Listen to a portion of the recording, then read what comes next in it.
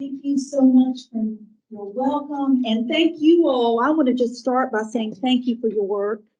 Boy, people don't understand what you all are doing and how challenging it is to get so many stakeholders on board. So I thank you for your work and thank you for having me today. So I'm gonna grab a clicker and let's get started. So I loved hearing the quick review of all the things that you all have done today. What I have heard in the restroom and in the hallways is that there's been lots of learning happening. And so my job today is to close. And we're thinking about family and community engagement FACE. So let's think about, what is it? What does it really mean? And so as I prepared, I went straight to the department, the agency site, to find the family engagement definition, if you will. What is family engagement? Families are actively involved in the learning and development of all of their students. And I love that you mentioned that some students are easier to reach than others. Some families are easier to connect with than others to become college and career ready. So I looked over the agenda and the list of sessions and just take a look at how the sessions today, wonderful planners, take a look at how those sessions inform a study of that definition. So here's the first one, actively involved. So just went in and highlighted the words that suggested that in that session that we're talking about active involvement. And then the next, in the learning and development of all students, just look at the highlighted words. Look at all the different students, the different stakeholders, the different groups, diverse groups that your presenters today challenged you to think about. And then college and career readiness, more words in just the titles of these sessions that would suggest that today was zeroed in, a laser-like focus on the definition of family and community engagement.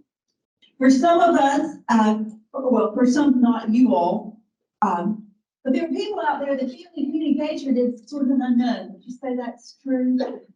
I teach a course that's called Family and Community Engagement in High Poverty Schools.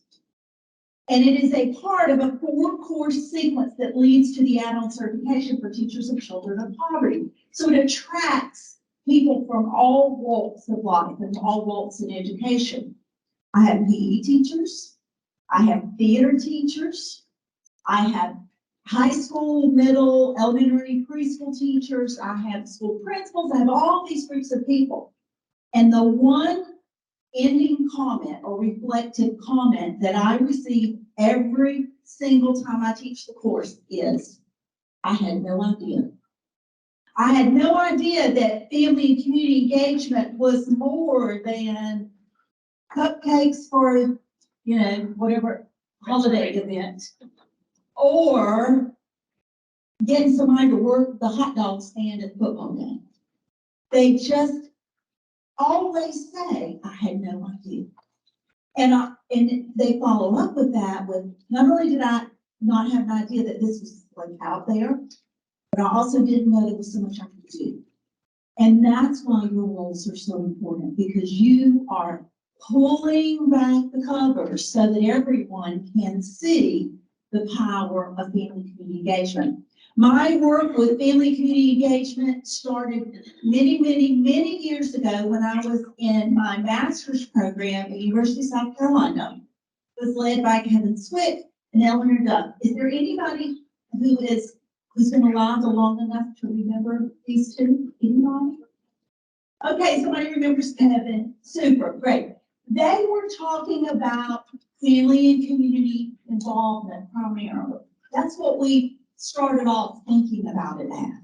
And so I always have to when I talk about family and community engagement, I have to really give a nod to them, because they led me to this belief that all families matter. and all families matter in terms of their student success. So how do we get to them?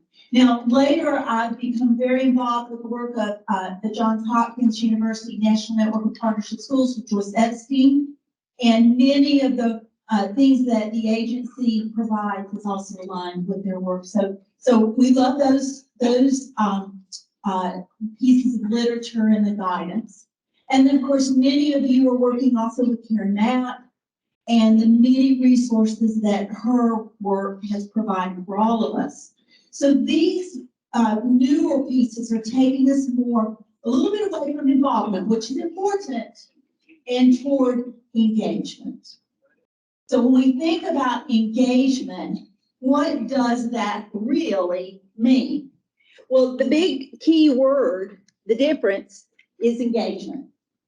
So when I think about, when I do this work that I do, I love to use objects as a representation to help me remember, and hopefully help anybody who's out there listening remember some of the key points.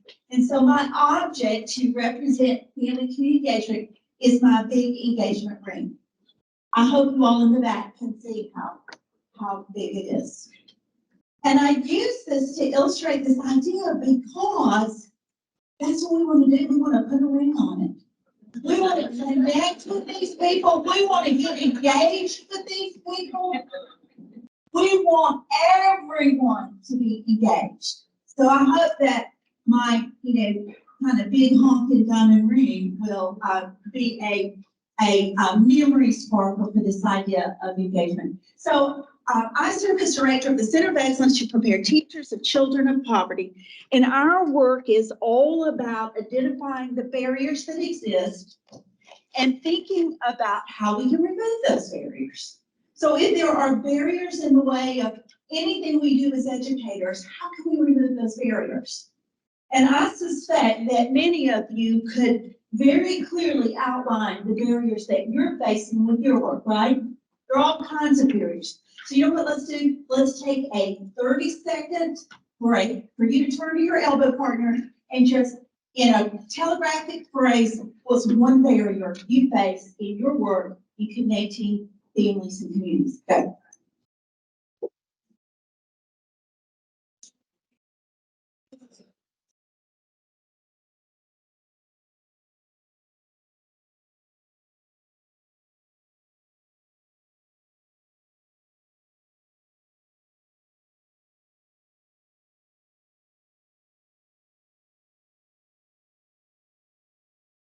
Okay, 5 seconds.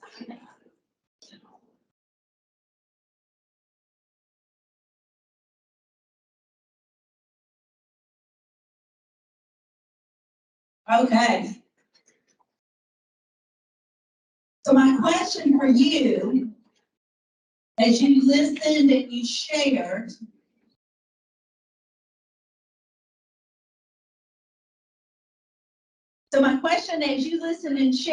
is this: was every barrier focused on parents, family partners, or children?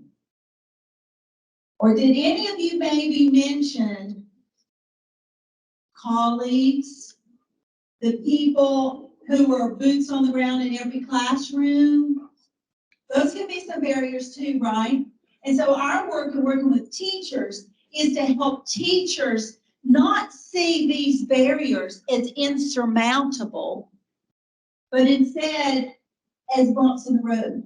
Yes, we have barriers that are related to our connections with our children who are living with limited access to financial resources, with children who speak a language, a home language that is different maybe from the predominant language in school. So we do have those barriers. But what I want to think a little bit about today is your work in terms of removing barriers as a leader. You are a leader trying to get all the teachers on board, to get all schools on board. So what are some of the barriers that we face?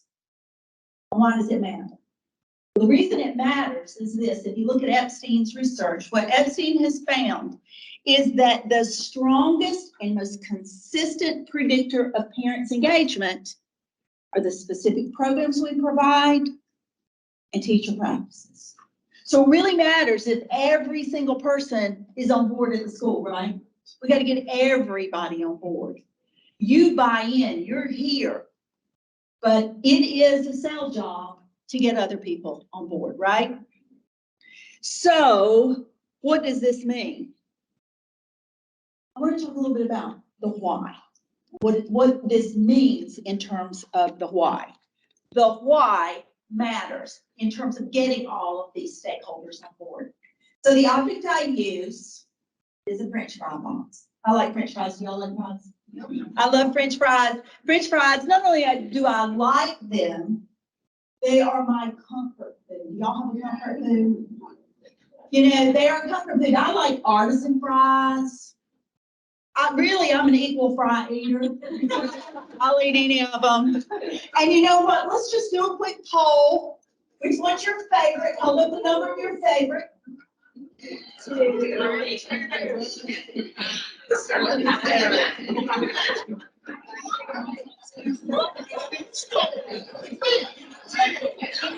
You can hold up 2 and 1.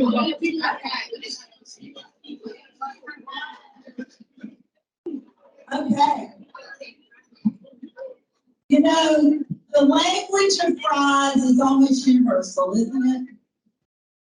Okay, so we all kind of have this common love, maybe, of fries. Maybe love's too, no, not too strong for me, but I do love fries. So let's talk a little bit about fries and the why. Remember, we're talking about why. So as I shared, French fries are my comfort food. And most days I drive through our little McDonald's and I get a little small bag of fries and I'm satisfied. But there are days that are a large fry day. Do you know what I mean? A basket day. There you go. Sounds like you all know this. So, but I'm happy to tell you all that I have never ordered a basket. I wanted to. I felt that Dave suggested the need for the basket, but I have never ordered a basket, and there's a reason. The reason is the why. Why? And someone said the cost. That is a good why, but that's not the why that stands in my way. It's calorie count. Actually, it's a why not, right? And just in case you're curious about the basket, it's $6.70. Which I don't think that's all that bad for a really old basket. So this is the reason I'm sharing this is that when I know the why, I am far more likely to make a good cognitive decision instead of to make an emotional decision. Emotionally, I think I need the big basket, but I'm far more likely to make the cognitive decision, which is you don't need 670 calories, just get the small bag, that'll do you. So when we know the why, not just the what to do or the how to do it, but when we know why, we're far more likely to make that good decision. So the why matters, and it matters in really pretty much everything in life if we have choices and we want to make good choices. When we know the why for that good choice, we're far more likely to stay the course even if the going gets tough. So the why matters in terms of the actions we take and how consistently we employ them.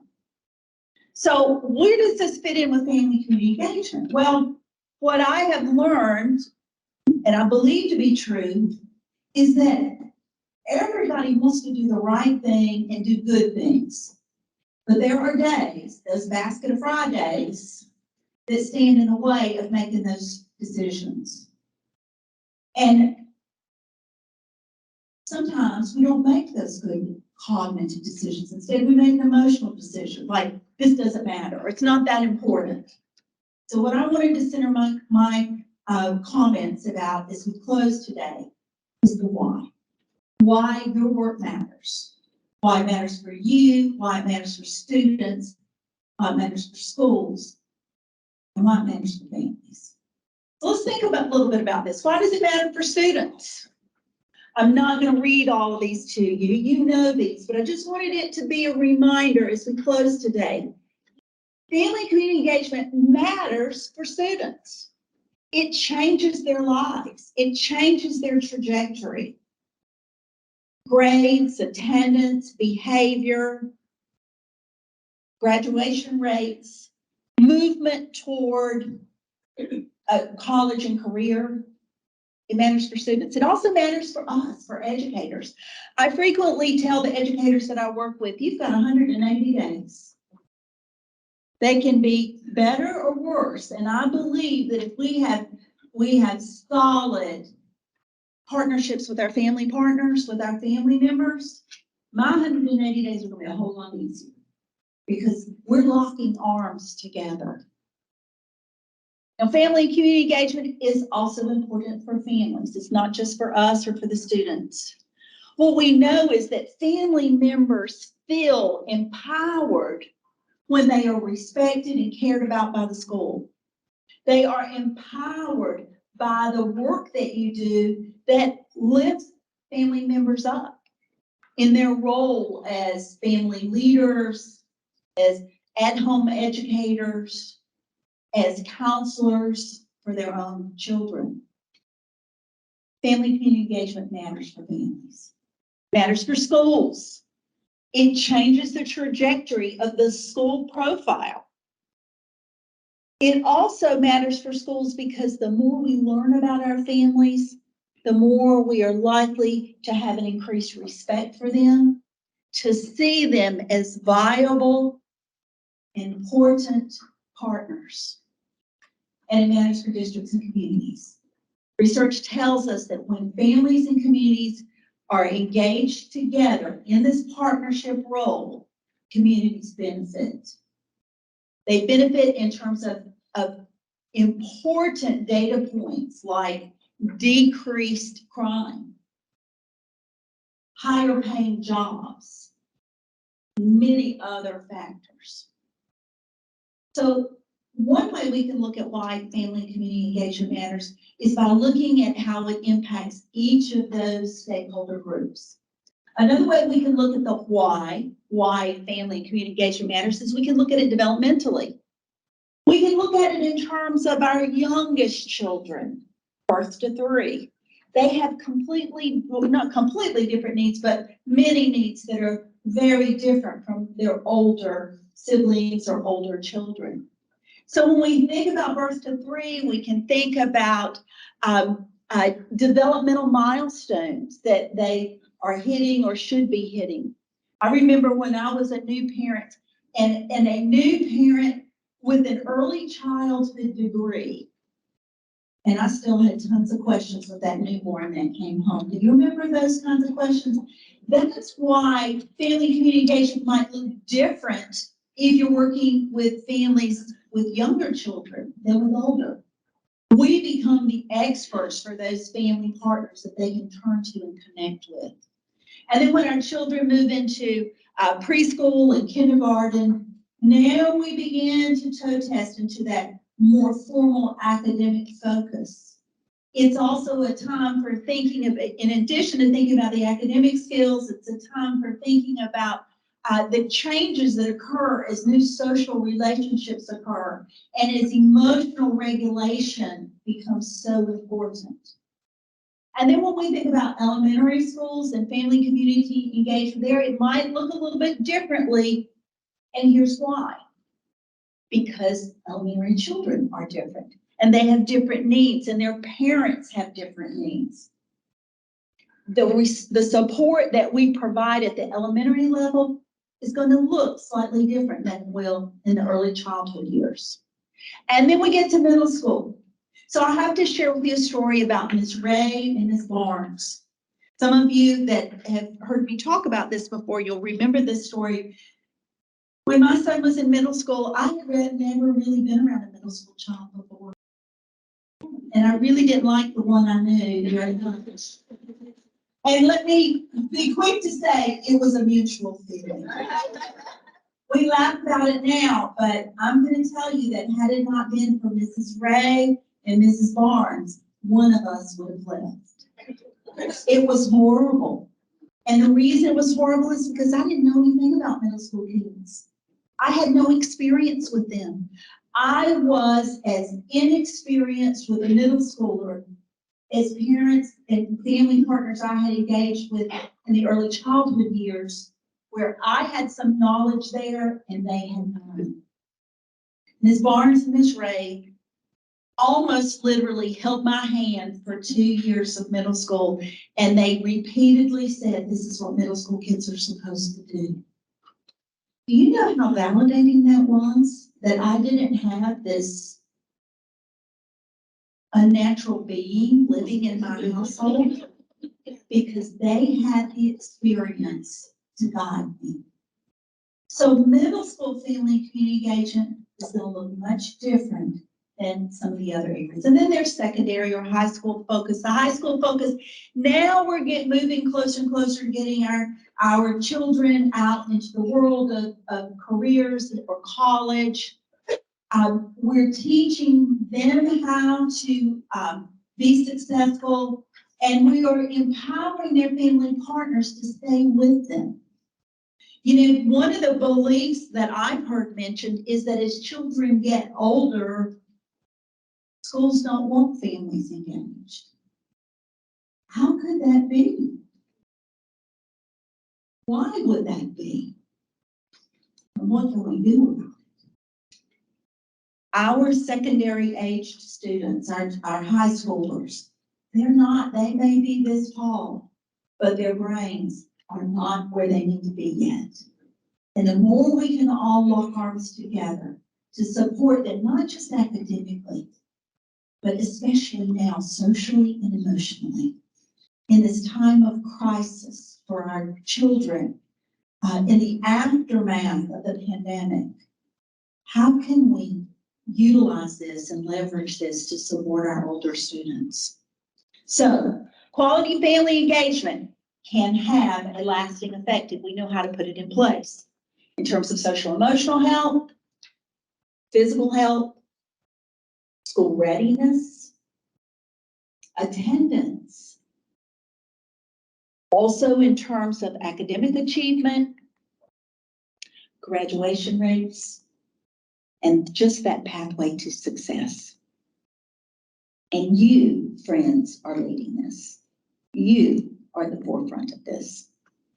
So our agency provides really good guidance for this. We're going to do some quick brainstorming together. This is the agency infographic, if you will. And what I love about this infographic is that while we have these 5 spheres, in the very center are the people. And the people are engaged with and in each of these spheres. So let's look at each one of them. First is building relationships.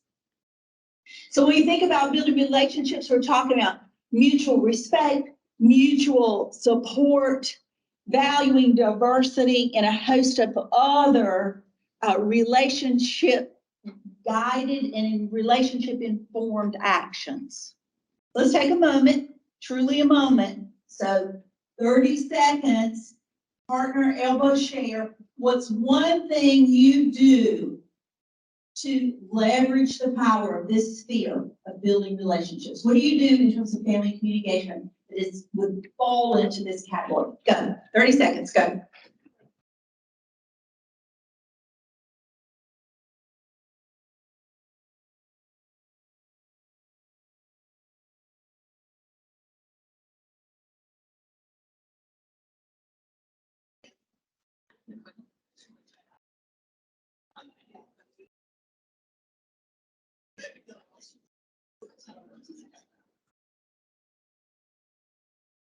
Okay, 5 seconds.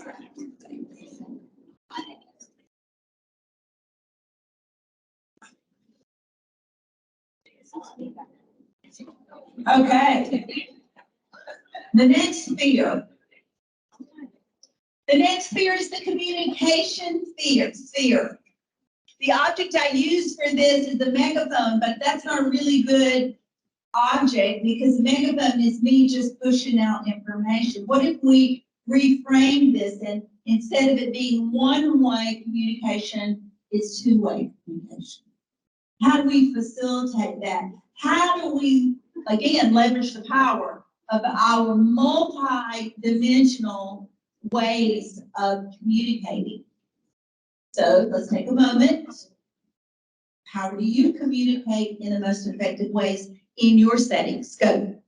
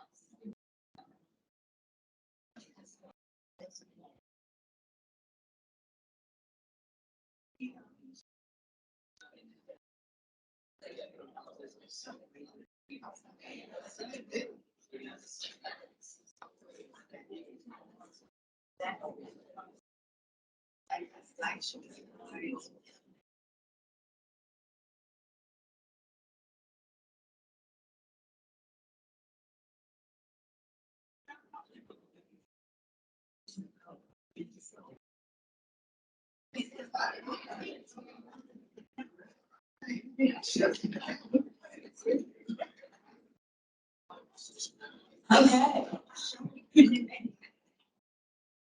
So then the next sphere, linking families to the actual learning success of our students. So many times, I think that maybe family members believe this, and school folks believe it also, is that once the kids get out of the car or off the bus, it's on us. I mean, that's a pretty daunting responsibility, isn't it? So how can we kind of shift this a little bit so that we're locking arms, we're engaged? How can we help our family partners understand and take advantage of this wonderful opportunity and responsibility that they have to inform and guide learning outcomes? So when we think about linking families to learning outcomes, some of the things we're thinking about is having families viewed as important. So this is on us as educators, right? Or social workers or counselors or family liaisons or whatever your role is. This is on us to lift family partners up so that they believe in themselves in this role. Oh, sorry. Oh dear. What did I do? There we go. Cultivating family buy-in. How many times have you all who are parents really kind of wondered what was going on in that school? How many of you have wondered about what is that teacher doing? And if we believe that, we are far less likely to be supportive of the school in the home. And when that happens, we know that success trajectory really takes a dip. So how do we use this to get family partners engaged with us and also to see the power of what we're doing? And then also acknowledging and navigating this whole idea of barriers. I won't go get the barrier, but you understand what I mean by that. So take a moment and think about, how do you ensure that your family partners understand that learning doesn't stop in school doors, but instead every aspect of learning continues in homes. And that can be social learning, emotional learning, all in addition to academics. So speed strategy time, turn and tell somebody close to you, what are you doing to promote this idea in your school study?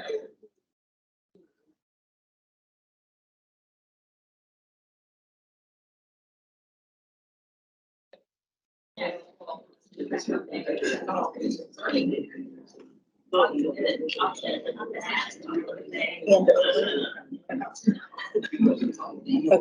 it won't be quite that. I know. But I'm almost to the end of this, and then we're gonna do something. Is that good? We just look.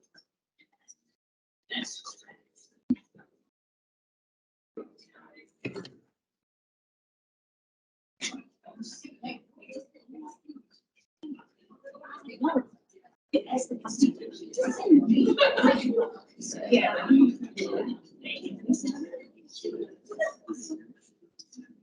Okay, 5 seconds. Yes.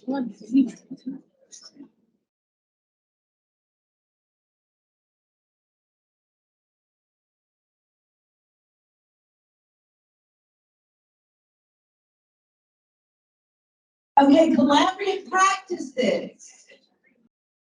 What do collaborative practices look like? Well, you talked about some of those in your sessions today, but when we think about what makes this important and the why, we learn from our family and community partners, and we learn with them.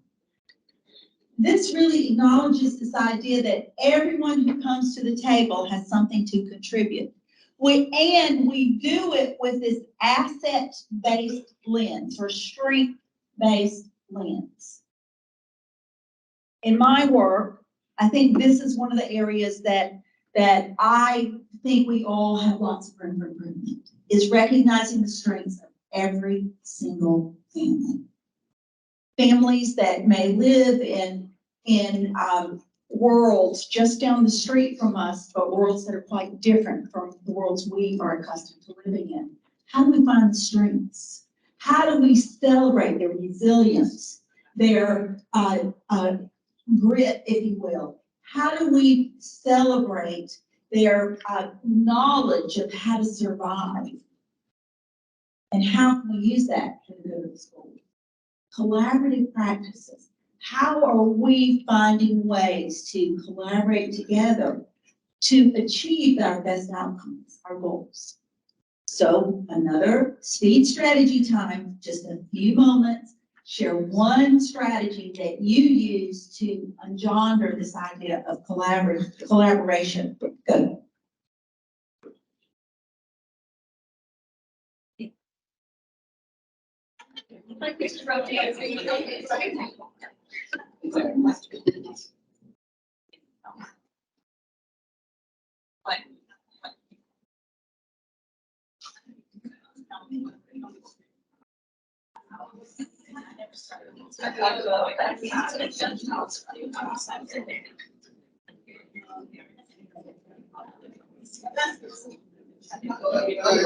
Okay, 5 seconds.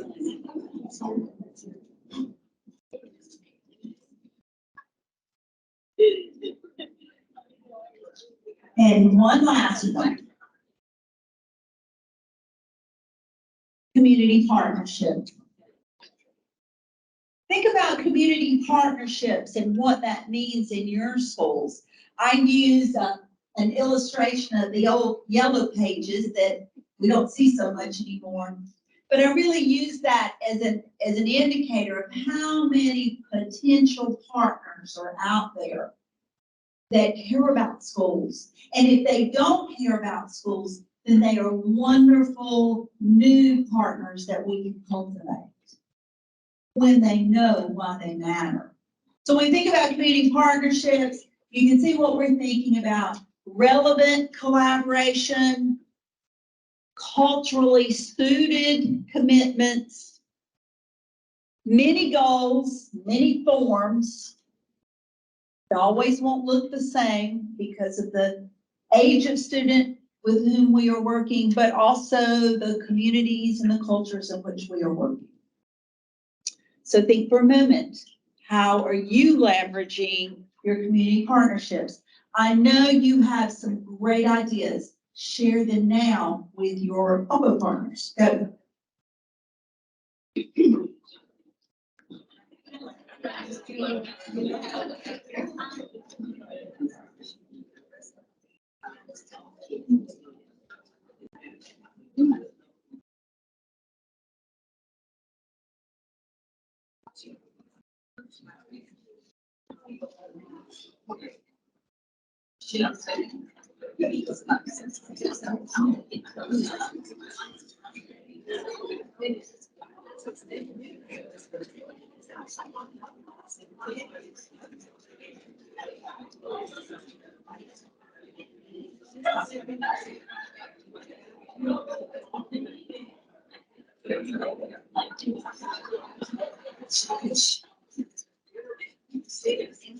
Okay, 5 seconds.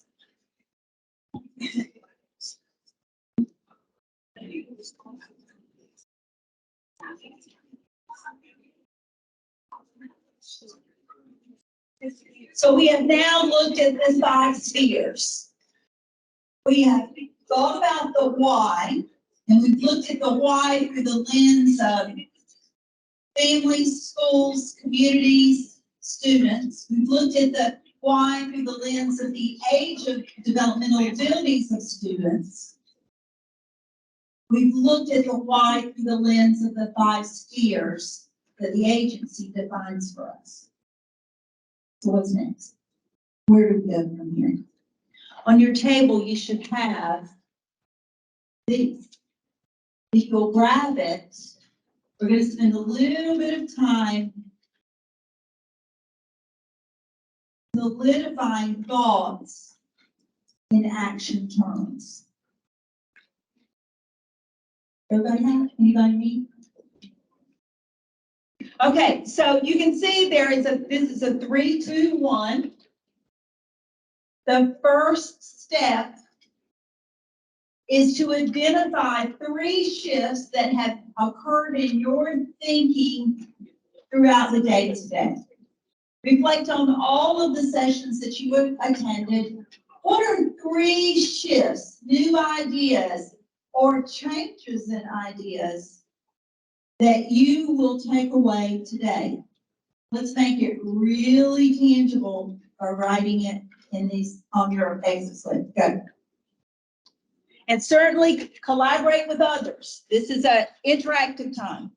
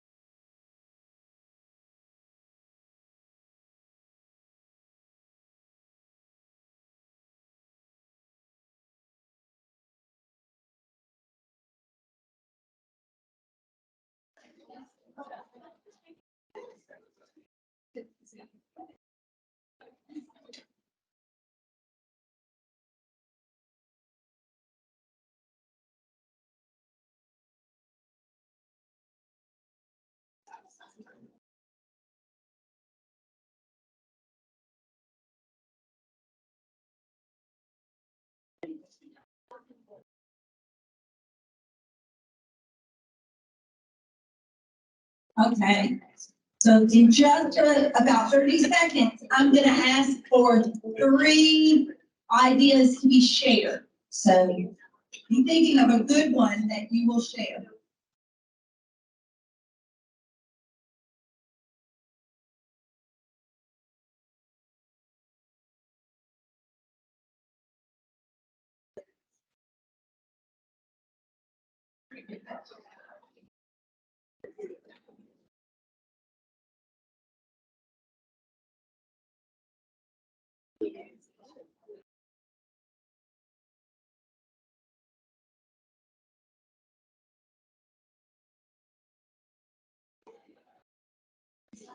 Okay, 5 seconds.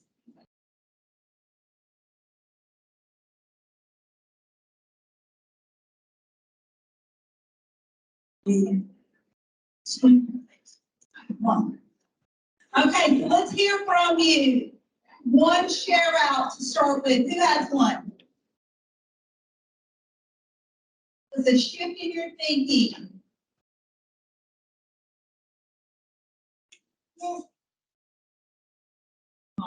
I was in the session about multilingual families, and they were stating that, someone shared their children video. This young girl, she came in to the school system, preschool, I think she said the kindergarten, but anyway, she ended up, the teacher was telling her English only.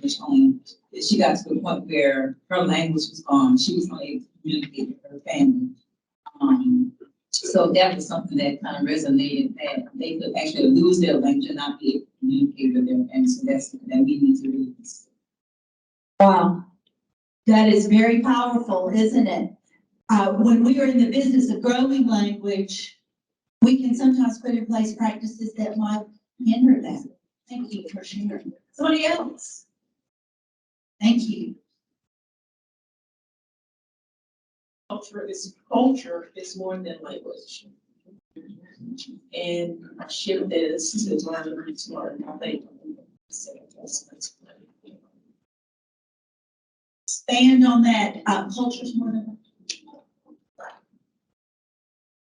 A lot of times when we are dealing with something similar as to the previous person that spoke, when we're thinking about working with our multilingual families, a lot of times we may focus on just one language, or assume that it is one language that a family is speaking of, and it's not. Families can have different languages, that is their main language, so we have to be open to that. And then whatever we find that their main language is, it is our job to meet them where they are and not force them to be where we are. When you mentioned that, I thought you might have been thinking about other ways to communicate, like body language, and those kinds of things. So thank you for clarifying. How can we reach our students? Every family, every student. We need one more shift in thinking. Yes. Thank you.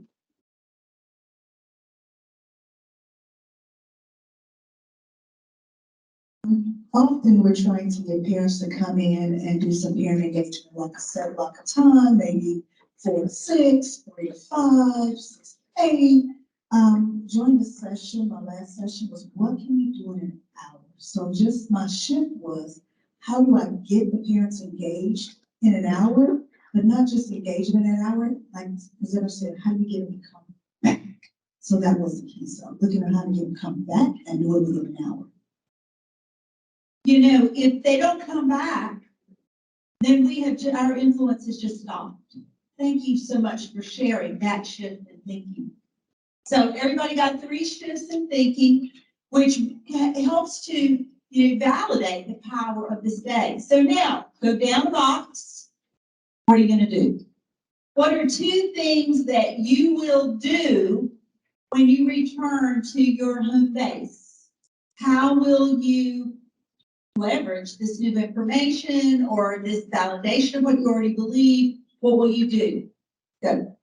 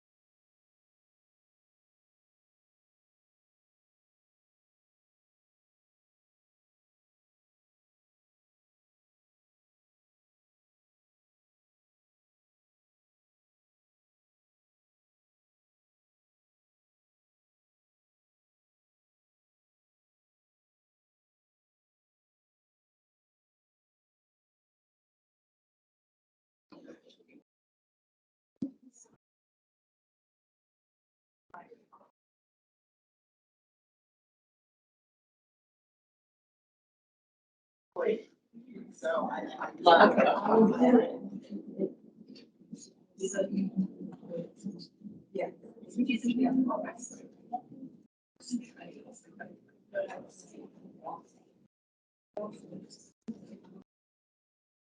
Okay, 5 seconds.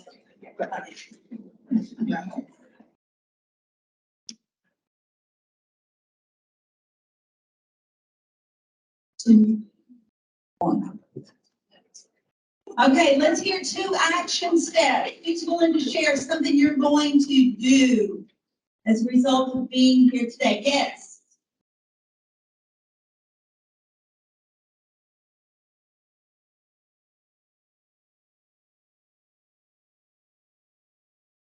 I definitely want to connect to Miss Lydia. I don't know how to pronounce it. It was at the multilingual presentation. The awareness piece for staff members in supporting teachers, how to really be inclusive and supportive of specifically Hispanic speaking students, because literally last night I got a message from a parent who had that concern. So want to make sure that everybody understands that Cinco de Mayo is not Independence Day for the Mexicans. So thank you. Thank you so much. Yes, so Woody, I think we started by saying get everybody on board, connect with this person to learn how to get everybody on board. That's really what this is all about. None of us can do this work on our own. We have to have the support of all of the people in our schools and in our districts and in our work worlds, wherever we are. Okay, we need one more action step.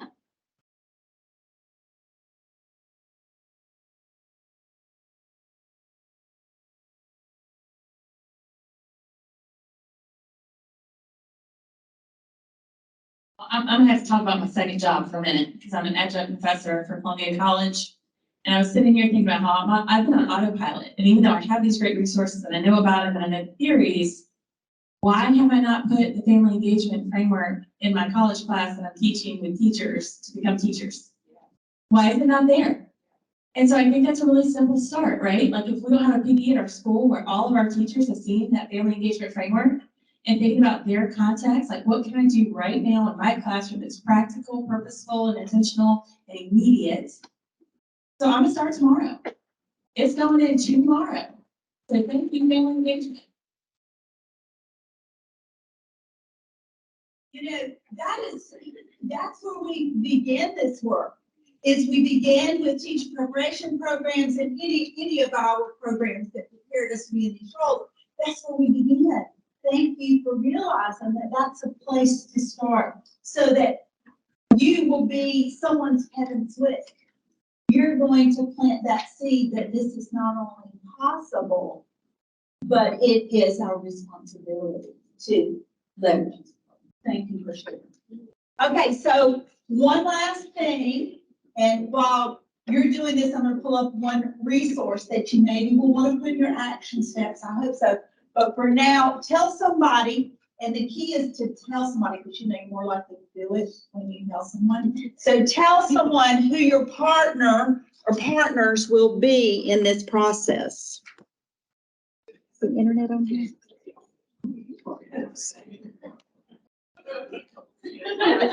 Chrome? Yes.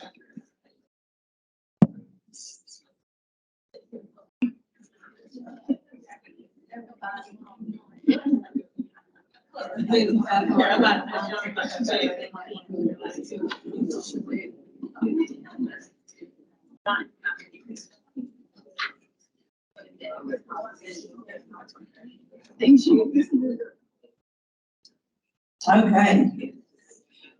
So, I wanted to share with you one resource. I did not put a slide in here. I should have. But I want to tell you about our website and our free resource that is available for you there. So this is the website for my center, our center, it's not mine. The Center of Excellence to Prepare Teachers of Children of Poverty. You can see the website, fmucenterofexcellence.org. I understand they're going to push this out to you. But when you get to the site, if you scroll down, do you see the white box? This is the Family and Community Engagement Resources. So when I touch that, you can see how we organize this. You can see our blog, and for some reason the registration link is not visible. Oh, I know where we can find it. Let me go back.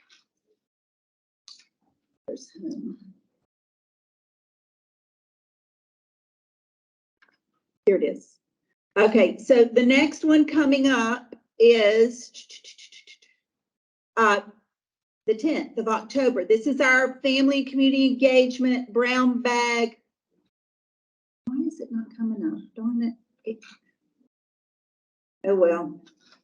Okay, let me tell you about it.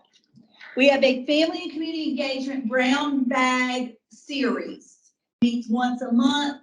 about an hour from 11:30 to 12:30. It's nothing but ideas, ways to connect, resources, and and it's free. All you have to do is register, sign in, and join us. So this is the registration link. So the next one is October the 10th.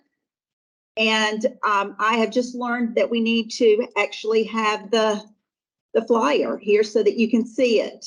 I'm going to provide the PDF flyer that has got clickable links for everyone. We also did this last year, and we've got recordings for all 7 sessions from last year. So if you're interested in it, we hope that you'll take advantage of it. Okay. So I want to pull us to, uh-oh, that didn't do it, did it? Current slide. Did that do it? Yeah. Okay, so what matters as we close this out today, when we think about what matters with family and community engagement, what we know is this got to be strength-based. We all come from different walks of life, as do our families and our family partners and our communities. Everyone's different, and everyone has different strengths. So the strengths that we might have in one side might be quite different in another. How do we leverage the strengths of all? It must be accessible, and boy, as you all communicated, several of you communicated about multilingual learners and how to lift up them and their strengths, and to also include them in and welcome them in our schools. This is very, very important. I love this last note that the research tells us: noticing who's not there. So many times we notice who is present, but we don't think about who's not here. Who did not feel comfortable coming? Who did not have transportation? Who did not feel welcome? Who did not feel empowered to share thoughts and ideas? Those are the missing links that we must capitalize on and engage with. And finally, the research is clear. What matters most and how it matters. Our practices must be rooted in evidence, not just research that's out there, but good, strong evidence of what works. And then we must engage in formative, continuous assessment as well, so that we know that, so that we are inspecting what we expect. Just a couple last data points, just in case you've got anyone in your service areas that's not convinced yet. We can look at Hattie's work. You all know John Hattie's work. He talks about effect sizes. What things matter most? Well, we can supervise homework at a fairly low effect size of 0.19. We can get parents to participate in activities, all equally low. Even the communication side is equally low. So look at some of the things that we can empower parents to do that has a huge effect size. Listen to your child read. That's budget neutral, friends. That costs nothing. And low expectations. How do we make certain that every family partner believes that their child can be successful? We can also look at the data that tells us that family and community engagement changes math scores and changes reading scores. This is not fluff, it's not sprinkles on top. This must be an integral part of everything that we do.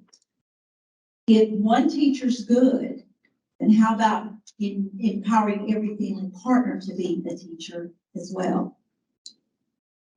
And then if you look at some of the other research that has compared in my field, in terms of looking at poverty, researchers have found that high quality family engagement programs can have twice the impact, except a positive impact, as the negative impact of poverty.